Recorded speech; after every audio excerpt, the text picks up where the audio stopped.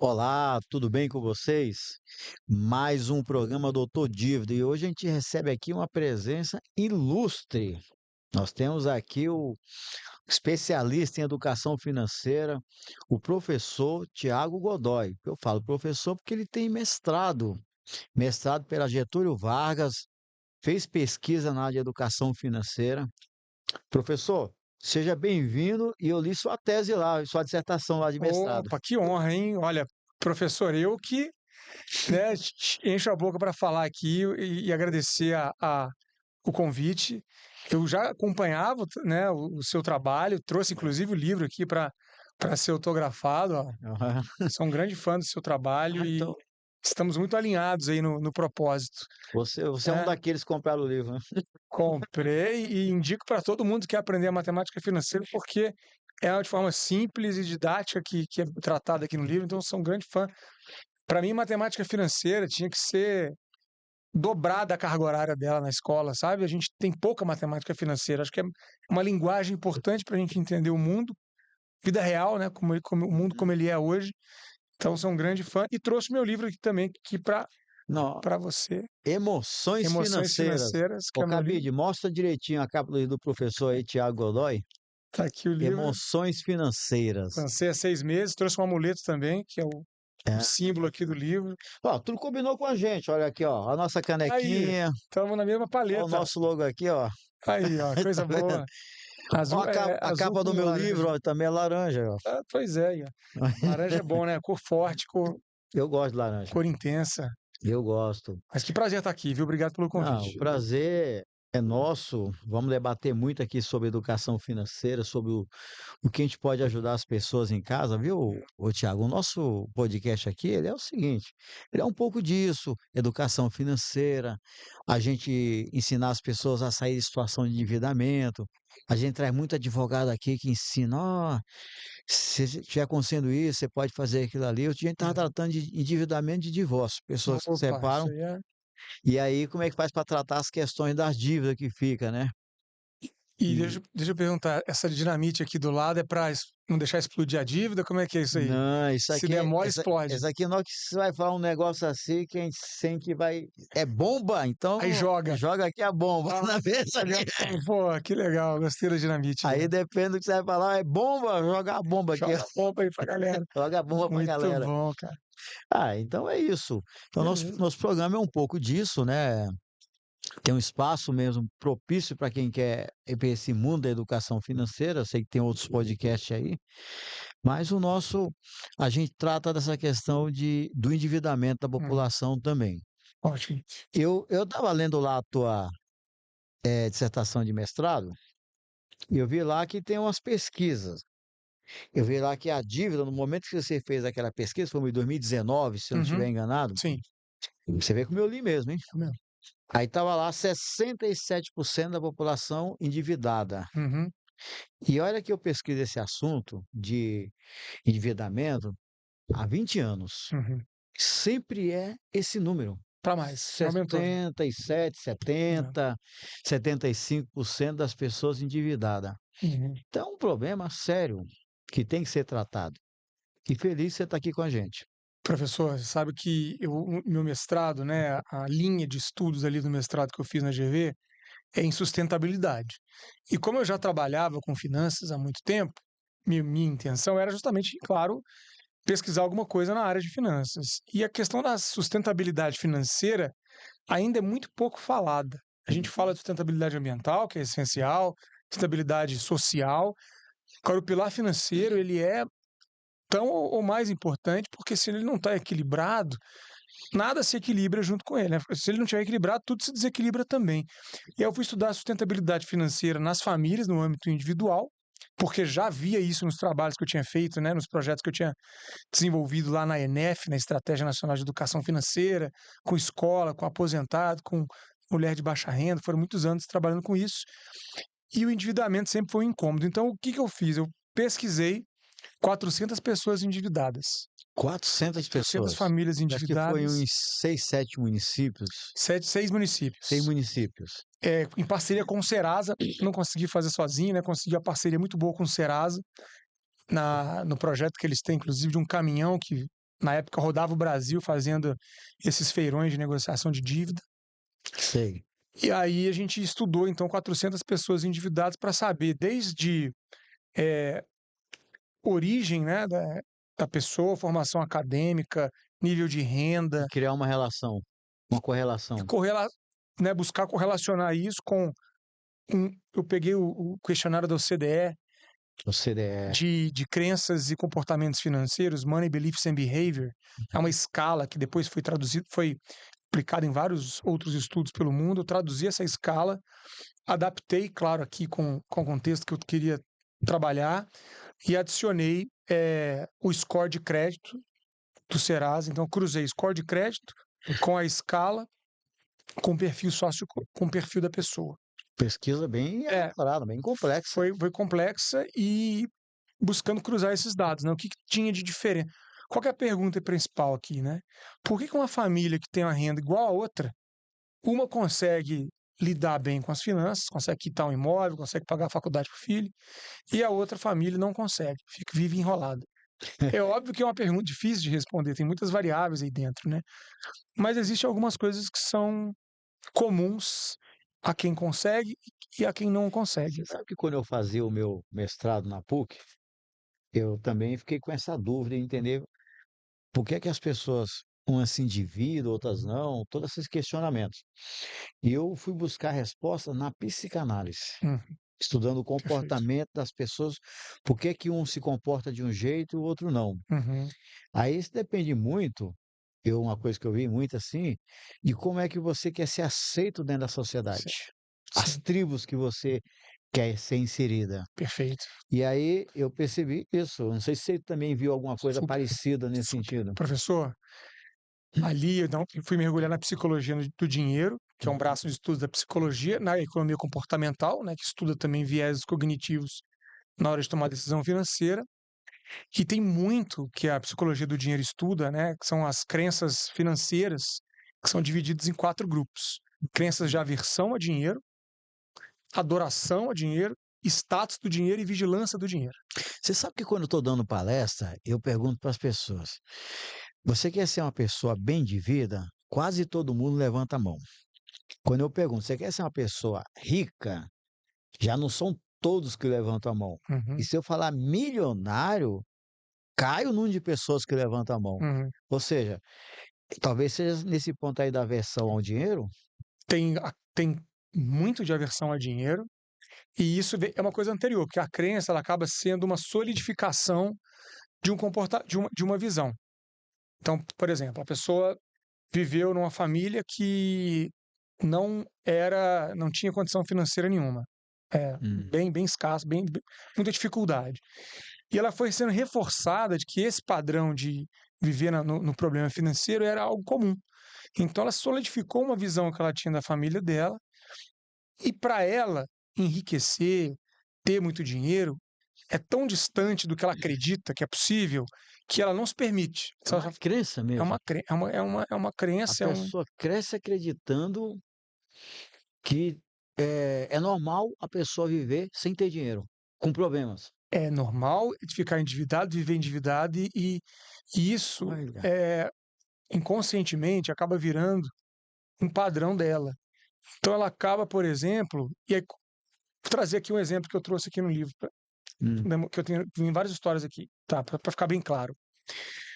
Tem famílias que são tão fortes, vem tão forte isso, que mesmo a pessoa tendo uma condição financeira, ela não consegue se organizar e botar a vida dela, vamos dizer assim, estável, que é uma palavra boa que eu gosto de falar, estabilidade, né? Estabilidade. É, por exemplo, tem aqui uma história de um casal de médicos que eu fiz uma mentoria porque eles estavam completamente endividados, ele tinha feito 3 empréstimos, estavam devendo IPTU do imóvel deles, estavam começando o financiamento imobiliário, tinha 4 anos que eles estavam financiando imóvel, pagando R$ 2.000 na parcela, totalmente desorganizados, e a renda deles era de R$ 100.000 por mês.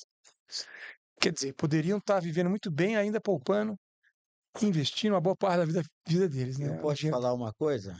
Eu vou trazer aqui de um médico amigo meu aqui. Inclusive, ele é nutrólogo, ele até cuida dessa parte minha.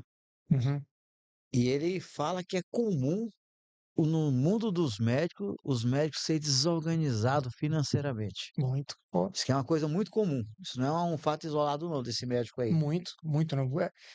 E aí vem um monte de coisa, né? O médico não é ensinado a lidar com dinheiro também, tá acostumado a ganhar muito num curto espaço de tempo. Tem a coisa do status também. Eu vou trazer uma outra pesquisa sobre status aqui. Status. Agora, só para fechar essa história, professor, eles estavam completamente enrolados. Ela sabia que tinha um problema, tanto que ela me procurou para fazer a mentoria. E era tanta coisa que no final ela me ligou assim, desesperada, porque ela percebeu que o problema dele estava na capacidade, na incapacidade dele de ver que tinha problema. Ele não admitia que tinha um problema, orgulhoso. E, mais importante do que isso, ele queria viver para agradar o pai dele, o irmão dele, a família dele. Principalmente o pai dele e o irmão dele, porque, segundo ela, o pai dele nunca valorizou ele, sempre achou ele bem-sucedido, era o irmão.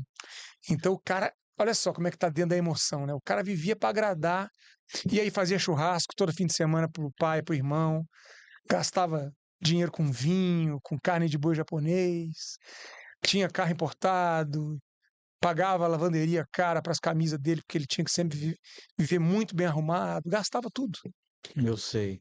né? Tinha uma visão assim que ele era responsável por essa imagem. Por esse status, por essa imagem. Então, tem aquele outro livro, Os Segredos da Mente Milionária. Milionária.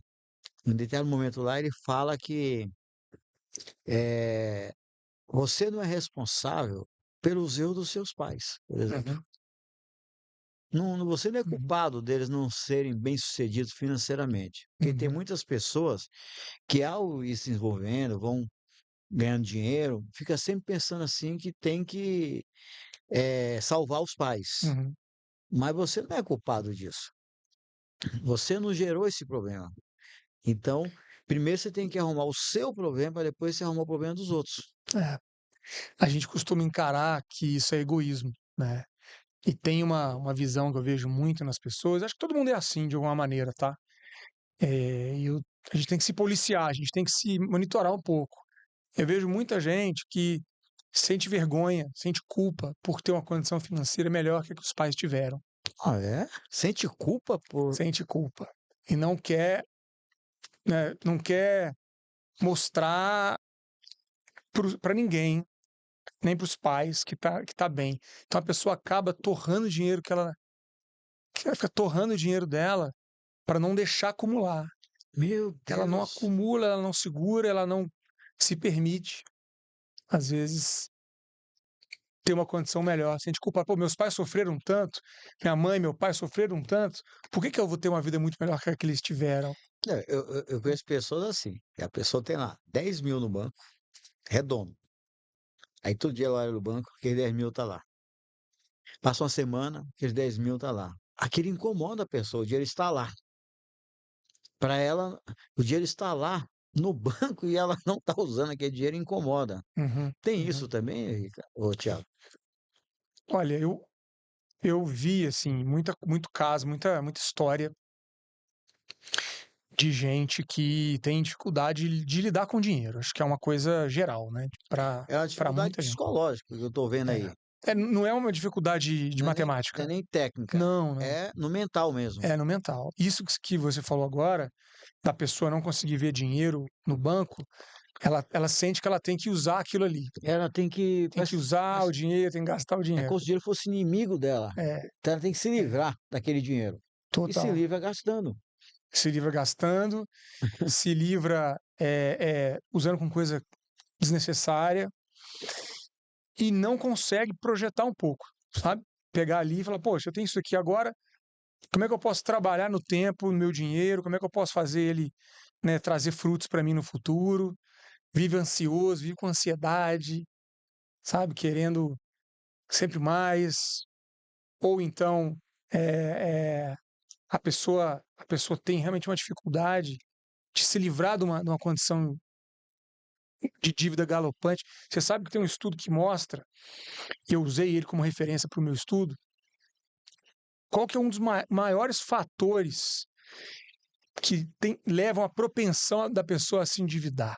Então, Qual que é o maior fator? é isso que eu ia te perguntar. Quais são assim, os fatores, se tivesse que enumerar, sei lá, 2, Uhum, 3, uhum. que levam a pessoa a entrar numa condição de endividamento? Tá. Primeiro fator que leva a pessoa a se endividar é normalizar estar endividado. Ou seja, a pessoa viveu num contexto de dívida na vida dela. Os pais eram endividados, o vizinho era endividado, o tio, a tia, o avô e a avó, todo mundo vivia endividado. Então, na cabeça dessa pessoa, viver Culturalmente, endividado é normal, é normal. não é ruim.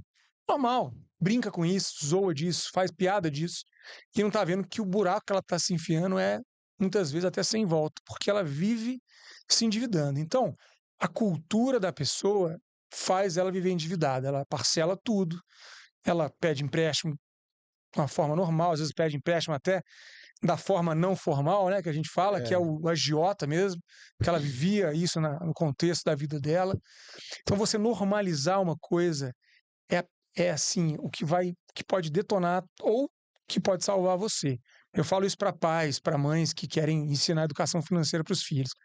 Não adianta você pagar um curso para o teu filho de educação financeira ou você querer que ele aprenda na escola, se ele está vendo você enrolado com dinheiro. Ele vai normalizar, a criança normaliza tudo. Você sabe, Tiago, um determinado momento aí eu dei umas entrevistas, acho que na TV Gazeta, Uhum, quem me entrevistava era a Ione, uhum, era uhum, esse programa feminino da manhã, uhum. e eu falava, né, que tinha que ensinar educação financeira na escola, lá atrás, a pessoa tem que saber lidar com o dinheiro, ela estava falando muito assim de dar presente para os netos, para os filhos, gastar com eles, que era um prazer que ela tinha. Uhum, Eu falei: "Mas Ione, você deveria pensar isso melhor, essa forma aí". "Não, mas aí uhum. não transformar nossos filhos igual os filhos dos banqueiros, que são Nossa. treinados, não sei para Uhum, quê". Eu falei assim: "Ione, você tem 2 alternativas, ou você educa seu filho, ou o filho do banqueiro vai mandar nele. Você só tem que escolher isso, o que que você quer. uhum, Você prefere ter teu filho esperto financeiramente, e ele uhum. vai se virar, ou você prefere que alguém diga o que que ele tem que fazer, como é que ele tem que gastar o dinheiro dele?". Essa é a questão. Então, a a a questão da educação financeira, do ensino, né, até você falou aqui no início da OCDE. Uhum, A OCDE é a Organização, Cooperação e Desenvolvimento uhum, Econômico dos países mais ricos do mundo. Inclusive o Brasil agora quer entrar, uhum. tá com os protocolos aí para entrar na OCDE. E uma das coisas que é mais tratada na OCDE é essa questão da educação financeira. Sim, Então, se o governo brasileiro quiser entrar, vai ter que dar uma atenção especial para isso, correto, Ricardo? correto. Ô, Ricardo, Thiago. Imagina. Correto, professor. E a OCDE pauta os países todos do mundo para desenvolvimento de política pública em educação financeira. Eu tive a oportunidade de estar bem próximo deles, eu tive em alguns congressos já que eles fazem pelo mundo. É na França, né, OCDE? A OCDE fica na a sede é em Paris. A gente participou de alguns congressos e apresentamos também na Rússia. eh, Aqui eles vieram no Rio, costumava ter sempre um congresso da CVM junto com a OCDE. A CVM tem um centro de letramento financeiro aqui em parceria, aqui no Brasil, fica no Rio de Janeiro. E ela pauta política pública no mundo inteiro, tanto para crianças, jovens e para adultos. Quais são os guidelines, né? Que são as premissas para você desenvolver educação financeira num país, né? Agora, em relação à questão do jovem, da criança, acho que é muito importante a gente deixar bem claro aqui para quem está assistindo, porque a gente não consegue fugir do exemplo. O exemplo ele vai ser o mais importante. E diz assim, uma criança que vê os pais dela gritando em casa, uma criança de 5 anos, que ela vê os pais gritando em casa, gritam o tempo inteiro, gritam até para quando estão bem um com o outro, né? Gritam para chamar o outro do outro lado da casa, gritam quando estão discutindo, gritam o tempo inteiro. O que essa criança de 5 anos vai pensar? Que gritar é normal, as pessoas que eu mais amo gritam o tempo inteiro, eu vou viver gritando. Qual que é a tendência dessa criança a gritar por aí? Muito alta. E você sabe bem que você está falando, que você tem o seu canal, o seu perfil aí, Papai Financeiro. Sim. Papai financeiro nasceu há 2 anos e meio, quando eu me tornei pai, porque eu senti que há necessidade da gente compartilhar esse assunto financeiro para os pais e mães, trabalharem em casa, não apenas com seus filhos, mas primeiro individualmente. Se a sua família quer prosperar, começa em você, pai e mãe, primeiro, alinhando primeiro a sua vida, a sua família, seu casamento, financeiramente falando, para que depois os seus filhos olhem para você, vejam vocês como exemplo e possam normalizar o que é bom. Porque se a criança vê a gritaria e acha normal, ela vai ver o caos financeiro e vai achar normal também. É normal ficar endividado, é normal pegar empréstimo, é normal parcelar tudo. É normal fazer uma festa muito cara de aniversário se meus pais não têm nem dinheiro para arrumar um encanamento que está quebrado. E eu vejo as famílias fazendo isso todos os dias com esse mundo do espetáculo do Instagram. Você vê ali esses. Olha, eu vou abrir um buffet infantil. Se eu quiser, né, assim, eu vou te falar, assim, tem nada contra os bufês infantis, tá? Mas o que eu vejo de gente que não tem dinheiro para consertar, né, um encanamento de casa, mas está lá parcelando uma festa da Disney, que não tem a grana para pagar, para quê? Para postar no Instagram, mostrar que o filho tem condição de ter uma festa de aniversário boa? Olha, não existe. E pai e mãe e pelo menos admitam para si mesmos, por isso que o autoconhecimento é importante, admitam que a festa não é para o seu filho. É para você mostrar para tuas amigas, para teus amigos, para teus vizinhos que você tem É, condições, porque uma criança de 2 anos vai nem lembrar que essa ela quer festa só existe, brincar, né? Quer só brincar no né? quartinho ali. Então, o que tem de pai e mãe fazendo dívida para mostrar. E a criança, isso não é legal, sabe? É isso que eu tento falar com as pessoas. Não, você não está criando uma memória boa para a criança. Você está criando uma criança que vai achar que é normal, tá tudo quebrado dentro de casa, mas a festa no buffet bonito ela tem. Ou seja, o agora eu tenho, mas a minha família não está se preocupando em me colocar numa escola boa. Me coloca numa escola ruim, mas paga uma festa cara para mim. É esse tipo de valores que eu tento passar e sem julgar as decisões das pessoas, porque cada um sabe o que faz, é óbvio, né? Mas uma vez que eu vejo que a família não consegue planejar o futuro, planejar uma faculdade para o filho, mas faz questão de comprar um tênis caro para a criança porque ela tem que aparecer na escola, Essa coisa de pô, você. tá errado, né, Você está professor? falando esse negócio aí de você ter passado necessidades na sua infância, porque seus pais não tinham condições financeiras de te atender com as teus anseios da época, Uhum, e você não querer que teu filho também. Agora eu vou dar tudo pro meu filho porque eu é. não tive. Será que é isso? Mas o que que você está dando para o seu filho? Porque se você está dando um tênis caro, se você está dando uma festa cara, você vai provavelmente você vai abrir mão de dar outras coisas, certo? Certo. E quando você dá um tênis caro, dá uma festa cara para essa criança e aparentemente ela está muito bem, porque ela está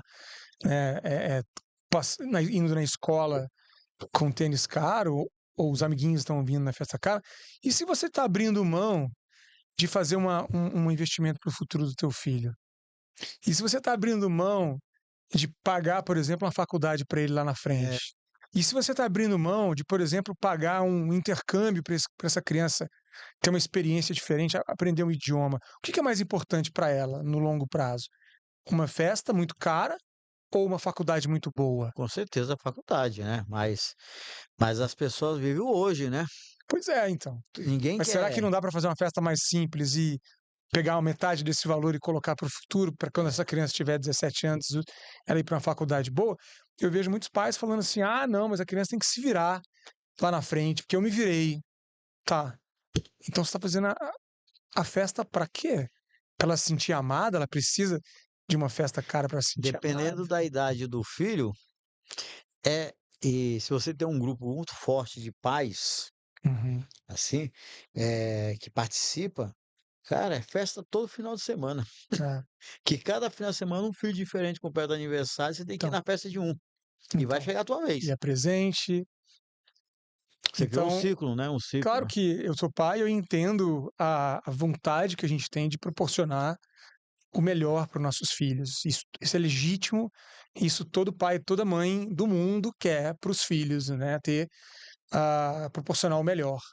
A minha reflexão é o que é o melhor para essa criança?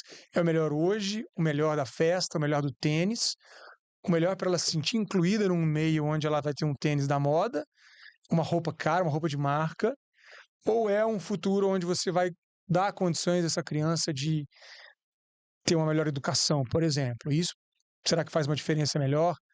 do que uma festa. Então, a gente tem que buscar ter essa reflexão e olhar um pouco para o amanhã. A dificuldade que a gente tem, que as pessoas têm, é de olhar para o amanhã, de olhar para daqui a 2 anos, daqui a 5 anos, daqui a 10 anos, o que será que a gente está fazendo hoje que vai proporcionar uma vida melhor para os nossos A filhos, né? semana passada, acho que foi quinta ou sexta, estava tendo no programa do Pânico aí, o Fuzil estava perguntando nas ruas, o que, se você deixaria herança para os teus filhos, se você deixaria para quem, não sei o quê.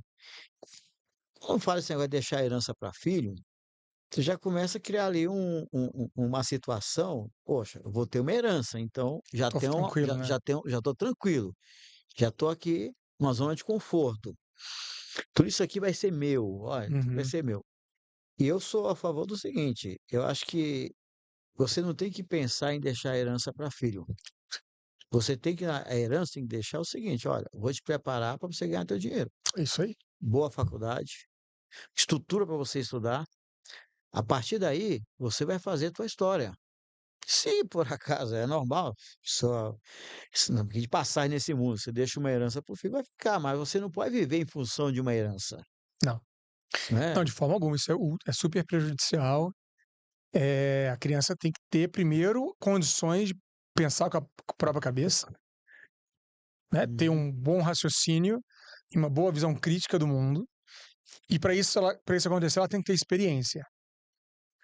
O pior que você pode fazer para o seu filho é criar ele no ar-condicionado, na bolha, achando que ele vai viver bem se ele apenas for para uma boa escola ou uma boa faculdade. E aí você está criando uma criança dentro de uma bolha. Então, ter experiência significa ela ver o mundo como ele é também. Hum. E ter experiências próprias de vida onde ela vai conhecer a realidade. Isso não é também criar a criança no perrengue, na dificuldade. Ah, porque eu passei dificuldade e eu consegui vencer na vida, agora meu Tem filho, muito isso. né?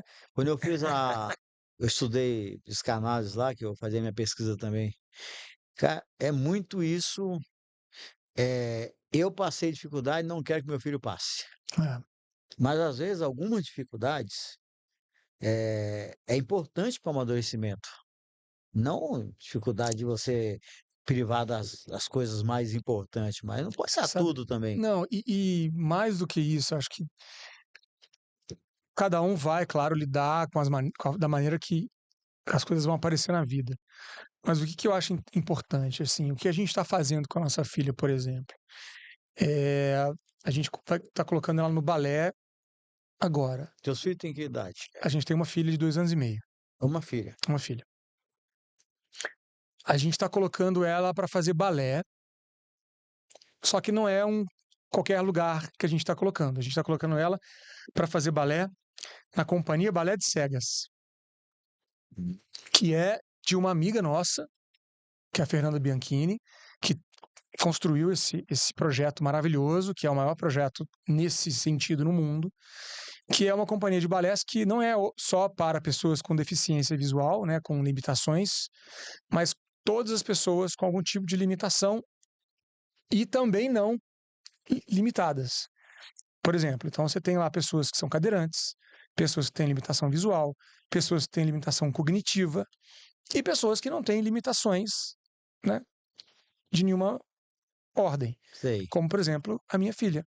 Então ela vai fazer balé lá com pessoas de contextos diferentes do dela, Vai desenvolver do desenvolvimento o sentimento solidário dela, né? De apoiar, de cuidar da e de entender, professor, que o inclusão. mundo ele é diverso, o mundo ele tem pessoas de origens diferentes, de condições diferentes e que estão ali enfrentando suas dificuldades na vida para, né, aprender alguma coisa nova. Então, isso é uma experiência que a gente está proporcionando para ela, mas acredito que a gente, né, vai buscar, continuar buscando que ela tenha diferentes experiências, porque você vê o mundo de ângulos diferentes é uma coisa que não tem preço. Eu sei disso porque eu tive a oportunidade de morar num período nos Estados Unidos, que é um país rico, mas que tem suas mazelas, e eu tive a oportunidade de morar na Bolívia, que é um país pobre e Morou tem na, suas morou na belezas. Bolívia? Morei em Cochabamba. Cochabamba. Fiz um trabalho voluntário lá durante uma época que eu, né, entre um emprego e outro, eu peguei um período de 3 meses e fui para a Bolívia. E é um país pobre que tem suas riquezas inestimáveis. Então você vê, por exemplo, um país novo, uma forma de viver nova. Isso é um negócio que te engrandece de uma maneira maravilhosa. Por isso que eu gosto de viajar, eu invisto em viajar, e eu gosto de viajar para lugares onde eu vou viver a cultura local, né? Ter a experiência do morador comum, que vive ali o dia a dia dele. Então eu gosto de conhecer os bairros ali populares, de comer a comida ali do boteco que o cara come a comida normal. E eu gosto disso, essa coisa de você viajar também e comer no McDonald's é uma coisa muito esquisita, eu acho, sabe? A pessoa que viajou vai lá para Polônia, sei lá, vai lá para um país diferente e ela fica comendo no fast food, que é igual em todo lugar, né? Então você Eu acho muito poderia, ruim. Thiago, tu poderia perfeitamente dar uma palestra em como planejar uma viagem, né? Opa, isso aí eu sou bom, viu? Porque tu já Gastando pouco ainda, gastando claro, né? pouco, hein? E Porque viajar custa aproveitando dinheiro, hein? muito. Custa, custa. Viajar custa Mas, bom. mas você sabe que dá para você planejar e viajar com muito menos. Hoje em dia você tem sites de comparativo de passagem fora de temporada, você consegue botar alerta quando a passagem abaixa, você consegue ver. Tem que ter um pouco de flexibilidade, né? Acho que com filho muda um pouco isso. Mas eu já tive a oportunidade de viajar muito barato. Agora aqui no início do nosso papo, até você comentou do meu livro, de Matemática Financeira, e tem o teu livro aqui que é Emoções Financeiras. Emoções financeiras. Que eu entendo que o seu livro aí, ele deve tratar dessa questão mesmo do comportamento das pessoas diante Sim, das questões financeiras, sim, que é o que derruba essas pessoas. sim, Compra por impulso, ele tem, eu também quero ter. Isso aí tudo é emocional, sim, correto? sim, totalmente emocional. Agora, eu defendo que a matemática financeira não é que ela tem que ser inserida na grade escolar. Ela já Uhum, está lá, uhum, sempre esteve. Se você uhum, pegar todos os livros de matemática normais, em algum pedaço do livro de matemática, aqueles que é da rede pública, uhum. tem lá umas partes de Matemática cálculo de financeira. porcentagem, de Problemas, juros, né? tem Uhum, algumas coisas voltadas para isso. Então, seria apenas hoje, o que eu falo é preparar o professor de matemática para ele também dar o que está no livro. Porque os professores nunca entram nesse tema da parte de matemática financeira. E está lá nos livros. é, Não precisa você criar uma disciplina nova. não Era só precisa. aumentar a carga horária para o professor ter um tempo lá para ele ensinar também a parte de matemática financeira. Sim, sem dúvida. A educação financeira ela é uma disciplina transversal, Transversal. que ela acaba sendo um pouco de tudo, porque ela vai tocar em muita coisa. Agora, na prática, eu que tive bastante também atuação dentro de escola, a gente tem um gargalo aí na educação financeira que é o professor. A gente conseguir capacitar o professor para lidar com isso. Meu É amigo, difícil. eu vou te falar aqui, ó, quando eu fazia lá eu fui meu mestrado, ele é educação matemática. Então ele Uhum. trata do ensino De da matemática. matemática no sistema educacional. Mas só que eu dei o Sim. estudo voltado para matemática financeira e educação financeira.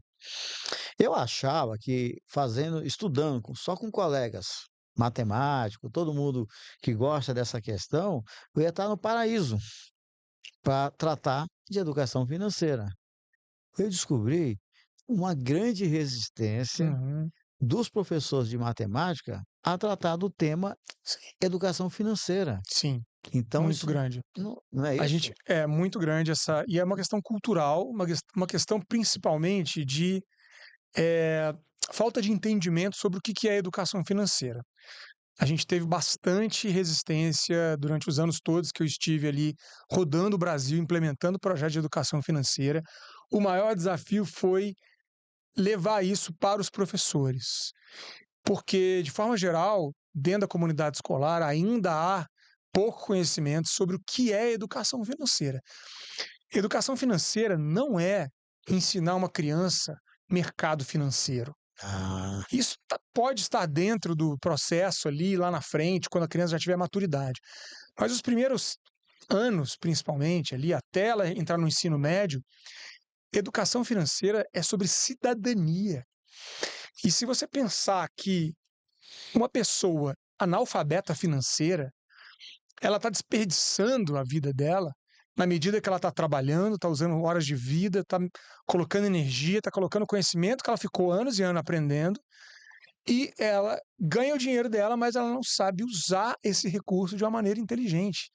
Então, a educação financeira ela precisa ser aplicada na infância, desde o começo, seja dentro da matemática, seja de forma transversal, porque é sobre o que você vai fazer com o teu dinheiro quando você tiver ele. A gente fica martelando na cabeça da criança que ela tem que estudar para ela tirar uma nota boa, para ela poder ir para uma faculdade boa, para ela conseguir um emprego bom, uma profissão que vai remunerar ela bem, para ela ganhar dinheiro. E aí, quando ela começa a ganhar, ela fala: tá bom, e agora o que eu faço? Eu não sei. Eu sei, o que eu vou fazer com a minha vida financeira a partir daqui?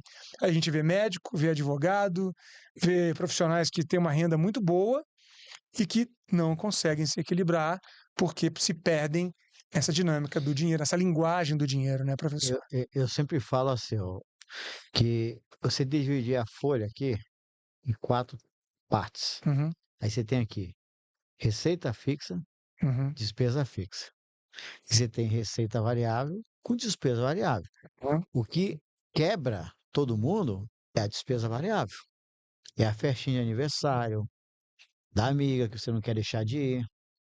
Que a decisão de ir numa festa de aniversário, viu, Gabi? Você que vai muito aniversário de todas as tuas amigas, e já você dizer o sim que você vai, já está um processo de gastos, ó. Desde você comprar o presente, a tua roupa, arrumar teu cabelo, o transporte, o uhum, que você vai gastar lá. uhum. Se você for em toda festa de aniversário que você é convidado, você está Você sabe falido. que a gente fez um estudo com aposentados para ensinar educação financeira para aposentados. E uma das coisas que mais levam um aposentado a se endividar é o quão extrovertido ele é. E é gastar com os netinhos, gasta Então, muito.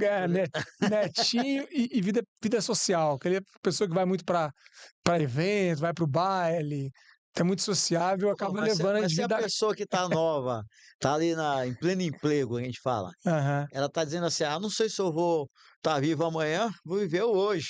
E é. você acha que a pessoa que está lá já trabalhou, já Já tá fez, bom, né? Vai curtir, né? vai curtir, Tem ó, que curtir mesmo. mais vai curtir, mas precisa de educação financeira também. É, porque você não sabe quando, né? Ninguém sabe quando. É que tem gente que leva muito a sério esse ditado: vou viver esse dia como se fosse o último. Aí gasta tudo num É, dia viva só. como se fosse. Aí você fala assim pra pessoa, vou nas palestras, eu falo, galera, se você perder teu emprego hoje, quanto tempo você consegue viver com o dinheiro que você tem? Aí a pessoa fala, meia hora. Meia Até a hora hora do almoço consigo viver, né? que não tem, Porque né? não tem uma reserva. E a gente vê isso no mundo inteiro, tá, professor? Não é só no Brasil. É. Eu fui recentemente para os Estados Unidos, a gente fez o lançamento lá na Flórida, e eu acabei pegando, né, aprendendo alguns dados lá deles. E hoje o americano médio, ele não tem US$ 1.000 reservado para o imprevisto. Na geração Z, que é a geração mais nova, que é a geração da Gabi, 96% da galera nos Estados Unidos não tem US$ 1.000 guardado, investido, separado para o imprevisto. Então a pessoa tem um problema, o que ela vai fazer? Vai pedir um empréstimo, vai pagar juros. Mas isso é cultural ou é falta de planejamento? Cultural. A Cultural. falta de planejamento é uma consequência de Hum, decisões erradas. Decisão ela é ponta de iceberg, decisão é sintoma. Cultura é antes. Cabeça, pensamento, crença, comportamento, tudo isso vem antes. uhum. E aí, quando a gente vê uma cultura do compra agora, do Black Friday, tem que aproveitar a promoção, tem que aproveitar que está mais barato, tem que aproveitar que. Então, tudo isso é vivo agora, vivo hoje, e a gente vê uma sociedade que paga o preço sobre isso. Eu, Eu falo assim, é o preço da modinha, né? Em algum momento do mês, tem alguma coisa que tá na moda. isso é um vazio muito grande, né, Tem uma coisa professor? que Que tá a na gente quer moda. preencher com. Olha, assim, eu tenho ido bastante lá nos Estados Unidos nos últimos tempos, por várias razões, principalmente. O que é que você escuta as pessoas falar assim em termos de roupa? Ah, isso aqui é o que estou usando agora, voltou. Essa moda voltou. É sempre um ciclo se renovando e você não quer E ficar. você compra de novo a mesma coisa que estava 3 anos, estava. Você falou Você que nem gosta de guarda. estatística, não é isso? Opa, Você sabe que gosto. tem na estatística uma medida, chama assim, medida e tendência central é um grupo de medidas e Uhum. uma delas qualquer, a moda. A moda, sim, O que que é a moda? É o evento que mais se mas repete, repete. que Sim, mais se repete dentro de uma amostra. Então as pessoas falam assim, olha, estão usando agora a blusinha preta com a manga só. A outra tem e aqui não tem. Isso é a moda. Daqui a pouco todo mundo tá andando com esse negócio na rua, tem que comprar. Aí daqui é. a pouco saiu de moda. Aí vem outra blusinha. Agora a manga é do lado direito, agora Sim, mudou pro lado esquerdo. sim. Então, e as E, pessoas vão consumindo. e sem pensar. Hum? Eu acho que a gente tem feito muita coisa sem pensar. E a gente está importando um modelo de vida, principalmente dos Estados Unidos. O Brasil ele tem uma tendência a copiar mais ali a sociedade americana, que tem coisas muito boas lá, é claro, né? É uma sociedade que tem muitas coisas positivas, mas tem outras coisas tão negativas que eu fico chocado até hoje. Por exemplo, eu tive lá recentemente, a gente fez um evento lá e não sei se é impressão minha, mas ou se eu reparei mais dessa vez, a quantidade de pessoas obesas que estão naquele país. Não é acima do É, peso, não. Não é acima do peso. Acima do peso é. Nem sei o número. Mas o que você vê de gente obesa, que está numa obesidade preocupante, que é problema de saúde, é a, cara, é a eu não cultura do sei. lanche, né? É gigantesco. Você vai no hotel no café da manhã, eu não sei, não parei para contar, mas olha, mais da metade das pessoas estão num grau de obesidade que não é saudável. Por que isso acontece? É porque as pessoas hoje em dia estão obesas. E aí não é só obesas de comida, acho que a comida você vê ali a pessoa obesa. A pessoa está obesa de coisas, de comprar, Hum, de ter um par de sapato para cada dia, está obesa de mais, quero mais, quero agora, quero prazer, quero é a rede social. Então acho que a gente está vivendo uma obesidade geral que se reflete no corpo, que se reflete na quantidade de informação que a gente recebe, na quantidade de coisas que a gente quer comprar. Eu acho que isso não é saudável e isso vai, em algum momento, ter um preço muito caro, sabe? Eu sei que tem pessoas que têm uma dificuldade hormonal mesmo, tem questões que não estão É só que, na alimentação, é mas eu que estou falando eu, aqui da alimentação porque eu vi nos Estados Unidos agora, eu fiquei chocado com realmente um número gigantesco de pessoas que tá numa obesidade preocupante. Isso é reflexo de quê? De comportamento. é que eu acho, Thiago, é que os pais, você que lida muito com essa questão dos pais, eles são muito refém dos filhos. Os filhos pedem uma coisa, ele acha que tem que dar. Eu tenho um episódio que aconteceu com a minha filha, na época ela tinha uns 6 para 7 anos, uma coisa assim, e era Dia das Crianças. E aí a gente ia comprar um presentinho para ela. Aí eu separei, acho que era tipo R$ 200, não sei, um Uhum. negócio assim. Aí eu chamei a minha filha e conversei com ela com 7 anos. Eu falei para ela assim, "Ô, Valentina, vamos comprar seu presente. É esse dinheiro aqui que a gente tem. Dá para comprar uma boneca X, não sei qual era a marca, mas era uma boneca dessas Uhum. conhecida, e o que sobra é comprar um outro presente mais barato. Aí, vamos lá pro shopping. Mas eu tive essa conversa antes em casa. A gente fala com a criança, parece que ela não está ouvindo, não está prestando atenção, que ela está dispersa, que ela não está nem ligando para aquilo. Ah, falei aqui, entrou ali, eu já pensei comigo. Chego lá no shopping, com os R$ 200, ela começa a escolher logo a boneca dela lá, que ela queria.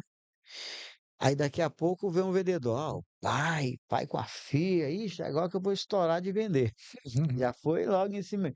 Quando já chegou lá o vendedor com outras bonecas gigantes lá tal, aí a minha filha chamou, olha, é só dois, né, pai? Só pode dois, não é isso, pai?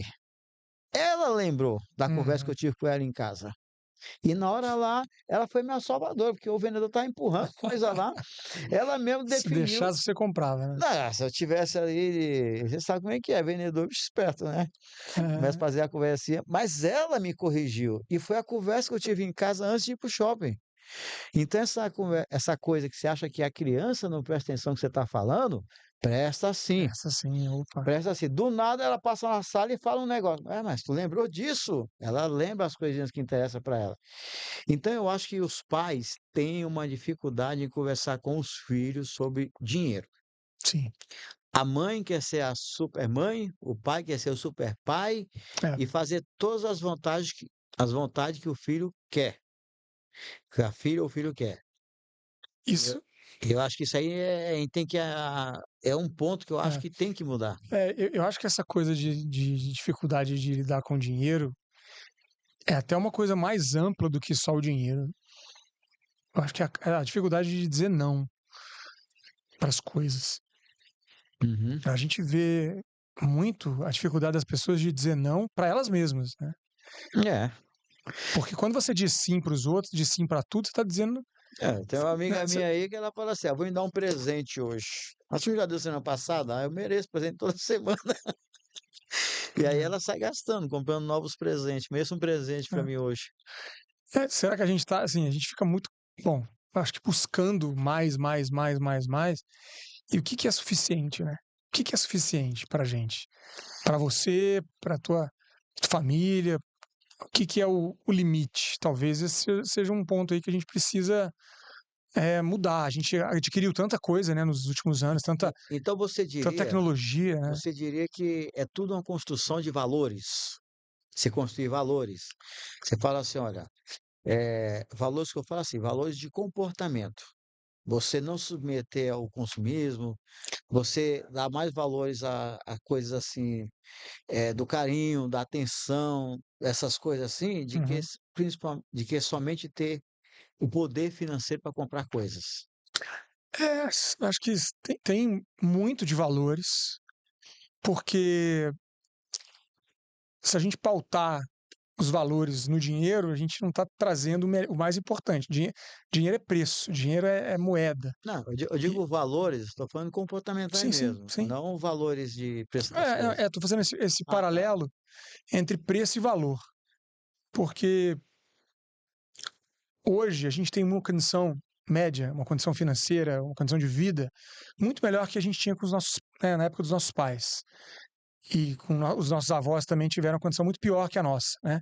Na média, a gente melhorou muito como É, sociedade. E a gente sociedade. vive uma sociedade de excessos, de muita coisa, internet, compra e coisas demais. Eu acho que tá faltando a gente dizer não para muita coisa e colocar um limite mesmo Não é ali. fácil, né, Tiago, dizer Não, não, é fácil. É difícil. difícil, muito difícil. Você passa em frente de uma loja, vê aquela roupinha ali, você fala assim: essa roupa nasceu para mim, foi feito com meu número. É, Aí você é só passar o cartão, o papel subiu na maquininha lá, é. é meu. Não, fácil não é, mas eu vejo assim, eu vejo com otimismo no sentido de olhar um pouco para trás e até fazer umas comparações. Assim, eu me lembro que há 20 anos, 30 anos, você não se falava em caloria, por exemplo, quando você ia comer alguma coisa. Não sabia nem que quanta caloria tinha. Hoje em dia você tem uma noção e consegue ler as informações nutricionais de um alimento. Então você vê pessoas que. Eu faço sempre essa comparação, você percebeu, né, sobre o alimento, porque eu acho que tem uma educação alimentar muito grande comparada com a educação financeira aí. A gente sabe hoje que, por exemplo, certos alimentos são ruins. Isso vai impedir que você coma eles? Não. Mas você vai comer sabendo que são ruins. O cigarro é a mesma coisa. Se você pegar 70 anos, Papai Noel fazia propaganda de cigarro, sabia? Só olhar aí, propaganda de cigarro nos anos 60, nos anos Papai 50. Noel? Você tinha lá o Papai Noel, vestido de Papai Noel mesmo, com o cigarro, falando bem do cigarro. Você podia fumar em avião, você tinha criança fazendo É propaganda de cigarro verdade. antigamente. Podia fumar em avião. Podia fumar em avião, você tinha propaganda de cigarro em horário nobre. Eu me lembro de ver propaganda de cigarro na Fórmula 1. Não, quem fazia propaganda de cigarro era sempre um cara com boa saúde, É, era o cowboy da Marlboro então, lá, pronto. era uma pessoa com. Isso há 60 anos, É, 50 anos, vai. Nos anos 70, é, você tinha ainda propaganda de cigarro em horário nobre com criança ali e tudo mais. Agora mudou. Isso é proibido. proibido. Então, acho que a gente está caminhando. para um momento de mais informação, de filtragem de informação. Então, acho que a gente vai vendo coisas que são ruins e vai eliminando elas na medida que, por exemplo, hoje tem mais gente que sabe que a poupança rende menos do que várias outras coisas. Há 30 anos ninguém nem sabia que existia outra coisa, né, Na para verdade, a investir. ideia da poupança, acho que são duas, né? É você realmente guardar O verbo recursos, poupar, né? Sim, guardar recursos, e a segunda é você, pelo menos, aquilo que você guardou, não perder para a inflação. né? Aquela inflação do governo aí que ele diz que tem, que a inflação é sempre maior, mas tem aquela que é medida ali. Uhum, Então seria somente isso aí. uhum, Agora, você também é ligado a uma empresa do mercado financeiro que sim, também investe. Como é que é para a empresa do mercado financeiro a questão da educação financeira? legal. Eu tô há 4 anos no grupo XP, e aí hoje a XP é um grupo grande com não só a XP Investimentos, que é a corretora mais conhecida aí do grande público, mas também tem várias empresas ali dentro do guarda-chuva, inclusive a Rico, que é uma outra empresa, uma outra A corretora. RIC é uma É uma corretora. corretora que virou banco agora, um banco digital. Então, é um banco, vamos dizer assim, é uma corretora que dá mais acesso, né? Ela é mais, digamos assim, ampla em relação ao número de clientes potenciais, então ela é mais acessível. Explica para o nosso público aqui o que que faz uma corretora. Boa. O que que é uma É Uma, corretora? uma corretora é como se, aqui numa linguagem muito simples, né? A corretora é como se fosse um supermercado de investimentos. Então você vai entrar, ter uma conta em uma corretora e ela vai dar acesso, você vai poder acessar investimentos que vão estar ali dentro sendo oferecidos por essa corretora. Então ela faz uma espécie de intermediação entre o mercado financeiro e o cliente, pessoa física, você vai adquirir Mas investimentos. ela fica com o teu dinheiro, mesmo que provisoriamente, porque você vai ter que comprar o papel, a ação, Você vai ou investir no fundos. sim, em fundos de investimento, em renda fixa, você vai acessar investimentos por meio dessa corretora. Então, ela faz essa interface entre o cliente, né, e os investimentos. E, bom, aí tem os bancos hoje oferecem investimentos também, né? Então, era um papel mais das corretoras, hoje os bancos também estão virando corretores, estão comprando Corretoras. corretoras. A XP começou como uma corretora, também é um banco hoje. A Rico começou como uma corretora, também é um banco hoje, também faz serviços bancários. Agora, eu queria deixar esse destaque, que eu estou na XP há 4 anos, desde o início com o pilar da educação financeira, professor. Eu Certo. fui para montar a estratégia de educação financeira da XP Educação. E aí, desde lá, a gente fez a XP Educação, a gente montou o Instituto XP, que é o maior instituto empresarial dedicado à educação financeira no Nossa, Brasil. E a gente agora está construindo um processo de educação financeira interessante na Rico, porque a XP tem esse DNA de educação financeira, muito começou com interessante. educação financeira lá atrás, foi o que fez a XP alavancar bastante, né, a educação financeira como parte da estratégia, porque quando você tem um cliente que é educado financeiramente, ele sabe como dar mais, né, importância e como levar melhor o dinheiro dele. Não adianta você vender um produto financeiro se a pessoa compra e está desalinhada ao objetivo financeiro dela. É igual você vender um produto que não está, né? Vender uma ferramenta para um objetivo diferente, né? Eu vou lá te vender um martelo, mas você precisa, na verdade, de um parafuso. Você precisa de uma furadeira. Então, você tem que ter um alinhamento. Então, você educar o cliente de forma bem prática é uma maneira de você trazer ele Então você está com me mais dizendo o seguinte, que objetivos, o né? Grupo XP, ele tem uma área mesmo, montada ali para tratar de educação financeira. Tem iniciativas diferentes e espalhadas pelo grupo com foco em educação financeira. Tem, então, dentro da XP Educação, tem cursos de educação financeira.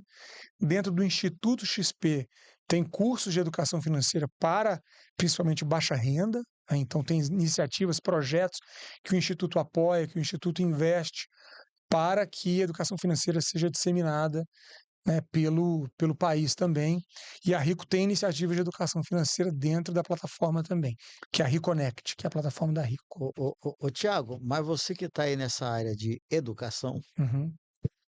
é, ligada a uma instituição financeira, quando é que você acha ou se você acha que vai acontecer no Brasil realmente a educação financeira fazer parte mesmo do currículo escolar, assim, oficial. Sim, Você professor. você ir lá para a sala de aula, hoje eu vou ter aula de educação financeira, Uhum, matéria, tem que fazer a prova e tem que passar. Você acha que sim. isso aí um dia vai acontecer? Olha, professor, eu sou otimista. Eu sou um realista esperançoso, como dizia Ariano Suassuna. É, Ele falava isso, né? Que o otimista, o pessimista é um chato, o otimista é um tolo. Ele prefere ser um realista esperançoso, que realista é esperançoso. você ver um pouco da realidade com esperança, né? Porque eu tive nessa linha de frente da educação financeira nas escolas por muito tempo e, obviamente, Você falou em ENEF, o ENEF. que que você fez lá na ENEF? Você era explica para o nós por que é a ENEF, ENEF é a Estratégia Nacional de Educação que é Financeira. do governo. Foi desenvolvida como uma associação de órgãos governamentais junto com a política, junto com o setor privado. Então, foi Banco Central, CVM, Previc, SUSEP, que regulam o mercado financeiro por parte do governo, Ministério da Educação, da Cidadania, da Justiça, Uhum, junto com FEBRABAN, Federação Brasileira dos Bancos, P3, Bolsa de Valores de São Paulo, Ambima, Associação de Empresas de Mercado de Capitais, e CNSEG, que é a Companhia Nacional, que junta as seguradoras todas do Brasil, para desenvolver um projeto nacional de educação financeira, implementar em escola, com adultos, e eu participei durante 6 anos, né, na Associação de Educação Financeira do Brasil, que foi a organização fundada pela Estratégia Nacional para desenvolver projeto, captar recursos, desenvolver realmente a educação financeira no Brasil. Eu desenvolvi desde a da captação de recursos dos projetos até a implementação desses projetos nas escolas e hum. análise de impacto, né, todo o projeto ali implementado, juntando as pontas ali, né, e rodamos o Brasil inteiro com esses projetos. E a ENEF foi criada de uma maneira e, claro, foi mudando durante o caminho. Não evoluiu como a gente gostaria que tivesse evoluído, mas evoluiu de uma maneira interessante. Temos projetos bons acontecendo no Brasil. Então, olhando para trás e olhando daqui para frente, eu acho que tem muito que fazer ainda, mas já evoluiu bastante. Então, respondendo a sua pergunta, acredito que vai crescer bastante a educação financeira nas escolas e vai ser bem diferente daqui a 10 anos do que é hoje, porque eu vi há 10 anos como é que era. Está bem diferente hoje do que era há 10 anos. Então, projetando 10 anos para trás, quando eu comecei, olhando para hoje, acredito que vai estar muito melhor daqui a 10 anos. Aqui para mim é simples, né? Você é presidente do Brasil, você tem o ministro da Educação, você tem lá as leis de diretrizes base da educação, que todo Uhum, ano está lá. uhum, Era você colocar lá dentro da. Já existe a prerrogativa para você trabalhar a educação financeira, mas não é um currículo definido, exato. que aí eu teria que orientar, por exemplo, os professores, a formação de professores para. É, esse é um ponto importante. Tem o currículo dentro da Base Nacional Comum Curricular, mas é um currículo transversal. O que que significa isso? Ele é Interage com as outras implementado com disciplinas. todas as disciplinas. É um desafio porque o professor tem que querer muito fazer aquilo ali acontecer, porque está transversal, então ele não tem obrigação de implementar. E, de novo, o gargalo é ele ensinar a educação financeira, sendo que, infelizmente, a imensa maioria dos professores não tem educação financeira, não lida bem com a renda. A profissão de professor é muito mal valorizada no Brasil, Sim, infelizmente. O professor ganha mal, ele ganha pouco, ganha pouco. ele está devendo, está com problema financeiro e Exato, fica desmotivado para ensinar com aquilo para os certeza. outros. Vai ensinar o que ele não consegue fazer na vida É dele, né? ensinar o que ele não consegue fazer. É. Por isso que eu acho mais fácil ensinar matemática financeira. É um caminho mais simples mesmo. O professor já está ali É. e talvez incluir na matemática financeira mais exemplos do dia a dia, mais questões do dia a Não, dia, né? mas qualquer assunto de matemática financeira ligado ao dia a dia das pessoas é educação financeira, É, de uma certa forma. é. É que as pessoas, quando vê essa palavra matemática na frente, já saem correndo, Correndo. achando que isso aí vai aprender equação, não sei o quê. E matemática financeira é para você aprender que não existe parcelamento sem juros, né, professor? Não existe. Explica aí para gente. Essa é uma pergunta que eu sempre falo disso porque É um erro que o Brasil tem aqui, né? A gente não deveria permitir que isso acontecesse, porque isso para começar, é uma mentira. Você vê parcelamento 12 vezes sem juros. Isso não existe. Não, eu falo que até o que você paga à vista tem juros. Ah, Por quê? Quando você paga qualquer coisa à vista, você está deixando de investir em algum lugar. Então, você está perdendo o investimento, o retorno do exatamente. investimento. Exatamente. Então, Perdeu os juros. então que você Custo de paga à vista, oportunidade. então que você paga à vista, custo de oportunidade, você está pagando juros. E, obviamente, é o seguinte, o dinheiro, ele tem valor no tempo. Exato. O R$ 1 hoje não é R$ 1 amanhã, não é R$ 1 daqui a um mês, e daqui a 12 meses, pior ainda. Uhum. Então, é óbvio que isso aí é uma manobra comercial para você iludir as pessoas.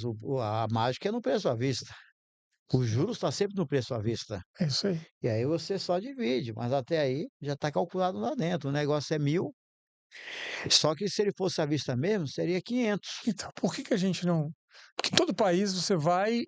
Se tiver parcelamento, tá lá os juros e o preço à vista é o preço do negócio. O preço do negócio é à vista. Por que no Brasil a gente não consegue, por exemplo, chegar numa. Eu já consegui fazer isso, tá? Mas é bem difícil. Você chegar numa loja e falar assim: olha, é 1.000 parcelado em 2 vezes? Legal, eu tenho 900 aqui. Posso pagar então com 10% de desconto? 10%, pedindo mais do que isso. É, 10% de desconto. O cara não quer te oferecer 10%. porque Ele ganha nos juros. é assim, E exatamente. o fluxo de caixa dele tá ali, né? Eu costumo dizer que essas lojas, tipo, vamos falar todas elas aí, ó, do geral, esses varejão, Magazine Luiza, Americana, Casas Bahia, todas elas. O negócio dessas lojas não é vender mercadoria, é Tá. gastar dinheiro a juros, É isso. porque é comprar no cartão, é comprar no boleto ou no financiamento mesmo do banco. Sim, Então, a mercadoria é para poder girar essas operações de empréstimo e financiamento. sim. Mas, na verdade, o grande negócio dessas empresas aí é justamente esse negócio aí de fazer o dinheiro circular. Exato. Porque eu vi, acho que só para terminar aqui esse taco horário aí, eu vi um vídeo esse dia do Raul Gazola circulando aí nas redes. Já faz tempo que esse vídeo aparece aqui no meu Instagram, Hum, mas eu lembrei dele esses dias, que o Raul Gazola falou o seguinte: se você pegar lá R$ 50, aí você compra lá na lavanderia, aí o cara da lavanderia paga não sei o quê, aí então vai pagando as coisas com aqueles R$ 50.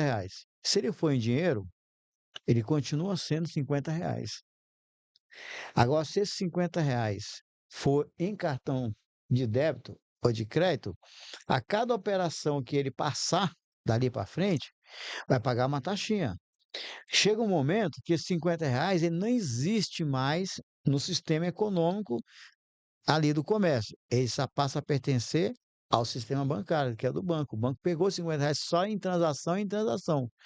Por isso que o Pix é uma operação legal, porque é os R$ 50 só que eletronicamente, não tem taxação. uhum.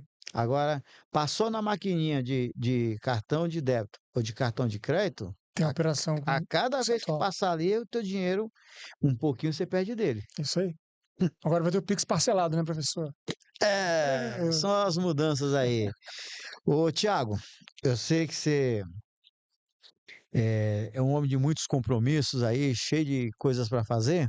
Eu vou encerrar por aqui, até porque o nosso tempo aqui normalmente é 1 hora mesmo tá. de Eu podcast. gostaria de ficar muito aqui, professor, É, porque a conversa está muito boa e eu sei que é só o começo. Tem muito assunto para a gente conversar. vamos marcar outro Mas dia aí. infelizmente eu tô hoje. Marcar outro dia aí. Então, só tenho a te agradecer e dizer aqui, aqui a casa é sua. O que você precisar aqui da Pronto. gente, nós estamos à disposição aí. Pô, que prazer estar aqui, é uma honra esse convite e voltarei sempre, com certeza. A gente tem aí, ó, podemos levantar a pauta e sair explorando, porque eu Pô, sei que conhecimento tinha mais aqui. ou menos aqui umas Não, 20, 30 minutos de fazer, mas aqui ia então demorar um ano aqui, ó. vamos, vamos fazer. Vamos fazer. Então é isso aí, né, Cabide? Agora o Então, meu livro autografado, ah, o livro já, seu e aqui o meu que eu estou te dando. já tá aqui o livro Pronto. Esse livro aqui, eu não sei quantos livros já vendeu desse aí. Vendeu muito já, Thiago? Olha, a última vez que eu vi tinha vendido uns 6.000. 6.000, né? É, tem pouco tempo, sim, tem 6 meses que eu lancei. É porque você sabe, brasileiro aqui adora ler, né? Ler que é Nada. uma maravilha, né? 16% só das pessoas compraram o livro esse ano, Mas professor. quanto tempo você já lançou esse livro? Tem 6 meses que eu lancei esse livro. Ah, Então ele bebezinho. vendeu, ele até entrou na lista de mais vendidos no começo, que eu fiz uma campanha grande lá. Mas eu acho que ele deve ter vendido uns 10 mil já. Esse aqui, ele já tem, é um livro que já tem 21 anos, revelando um pouco a idade aqui, né? Bom, hein? 21 anos. Mas já vendeu perto de 100 mil livros. Uau, uau. Por ser um livro de faculdade, é muito livro vendido. Muita coisa. Muito livro vendido. É um baita livro O esse. segredo aqui para vender tanto foi o seguinte: foi eu escolher uma editora que só tinha eu de autor. E é uma editora internacional. Essa editora aqui já está em vários países. Ó. Pode ver aqui, tem vários Aham. países. Então, eu escolhi uma editora que só tinha eu de autor, para não ser concorrente. Você pega uma editora grande, outra editora, essa aqui é grande, mas tinha uma outra assim, dessas mais conhecidas do Brasil, você ia disputar a divulgação do livro com mais 10 colegas. É isso aí. Aí eu falei, pô, cara, Muito boa estratégia, hein? Aqui, pessoal. muito O meu aqui, obrigado. obrigado, Esse tá? aqui é o seu. É isso. Agora estamos com o livro devidamente autografado. E volta na próxima, só chamar, viu? Você sabe que eu ia comprar o livro para trazer para você autografar aqui, não deu tempo mesmo. Imagina, não. Seu. Tá bom? Obrigado, viu? Obrigado aí a todos. Até o próximo episódio aqui do Doutor Dívida, o seu programa de educação financeira.